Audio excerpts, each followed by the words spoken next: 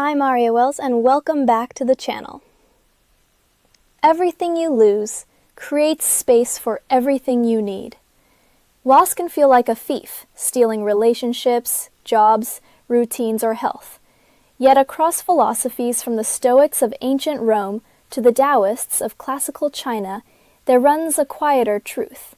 Subtraction is often the prelude to renewal. Seneca reminded his students that nothing is lost except it gives something else in return, while Lao Tzu wrote that the uses of a clay pot arise from the empty space within it. When life hollows out one room, it's preparing to furnish another. Think of a forest after wildfire. From a distance, the charred trunks appear ruined, but ecologists know the ash bed enriches soil, commands light into once shaded undergrowth, and germinates seeds that could never sprout under a closed canopy. In human terms, the job you didn't get, the friendship that drifted, or the plan that collapsed may be a controlled burn, clearing the ground for a purpose you could not yet imagine. Loss does its highest work when we meet it with mindful acceptance rather than clenched resistance. The Buddhists call this shoshin, beginner's mind, greeting each moment as spacious, uncluttered by the debris of what once was. Modern neuroscience echoes the value of that openness.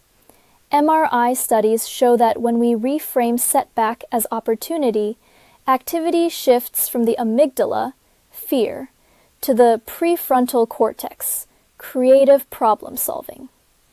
In other words, interpreting loss as cleared capacity literally switches the brain from panic to possibility. So how do we lean into that spaciousness? Begin with a daily practice of conscious release. Close your eyes, inhale deeply, and on each exhale, name one thing you're loosening. Expectations, old guilt, outgrown goals. Visualization turns letting go into a lived sensation.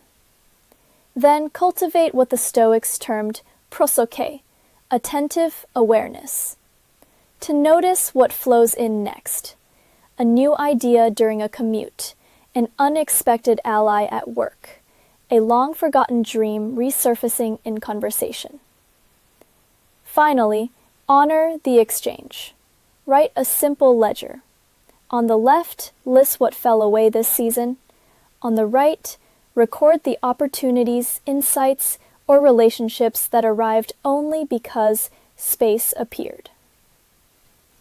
Tonight, if you find yourself counting what's missing, remember the clay pot. Its strength is not in solid walls, but in open volume, ready to hold whatever is poured next. Breathe into the vacancy. Arrange the chairs for new guests. Trust that life is an impeccable architect,